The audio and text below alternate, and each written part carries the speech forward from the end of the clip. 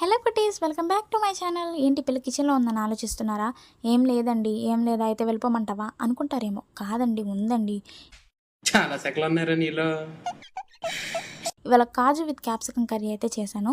Last time కంటే చాలా బాగా కుదిరింది. సో దీనికి ఇంకొంచెం స్పెషల్ యాడ్ చేద్దాం అనేసి చపాతీ అయితే చేసుకుంటున్నాను.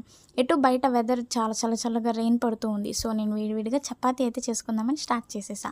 ఫస్ట్ అయితే రౌండ్ బాల్స్ చేసుకొని దాన్ని శారీ ప్రీ డ్రేపింగ్ అంటారు కదా, అట్లా చేసుకొని పక్కన పెట్టుకోవాలి. శారీ ఫోల్డ్ చేసినట్టు చేసి దాన్ని మళ్ళీ అన్ఫోల్డ్ చేసేసి మళ్ళీ చపాతీ షేప్లో చేయాలన్నమాట. చపాతీ కార దగ్గర లేదనుకోండి, ఇలా నాలా పప్పు గుత్తి కూడా వాడచ్చు.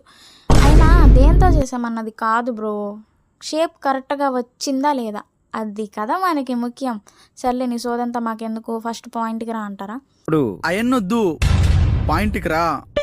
ఓకే, ఫస్ట్ అయితే ప్యాన్ ఆన్ చేసుకోండి. సారీ స్టవ్ ఆన్ చేసుకొని దాని మీద ప్యాన్ పెట్టుకొని కొంచెం ఆయిల్ డ్రాప్స్ అయితే వేసుకోండి. ఆయిల్ డ్రాప్స్ వేసాక మనం చేసి పెట్టుకున్న చపాతీని అయితే గట్టిగా గోడకి పిడక్కొట్టినట్టు నాలా కాకుండా కొంచెం చక్కగా వేసుకోండి. అండ్ ఇలా లాస్ట్లో నాలాగా రెస్టారెంట్లో స్టైల్గా తిప్పుతారని తిప్పమాకండి, చపాతీకి ప్యాచ్లు పడిపోతాయి. మీలాగా చేయొద్దు అన్నప్పుడు మాకెందుకు చెప్తున్నారు అనుకుంటున్నారా? నిజానికి నాకు వంట రాదండి. నిజమేనండి, పెళ్ళయ్యాక నేర్చుకున్నా. బట్ మాకెందుకు చెప్తున్నావు ఇదంతా? మరి మాకేం యూస్ఫుల్ అనుకుంటున్నారా? ఇది నిజంగా మీకు యూస్ఫుల్ అండి. ఎలాగనుకుంటున్నారా? అర్జెంట్ ఈ వీడియోని సేవ్ చేసుకోండి, చెప్పేస్తాను.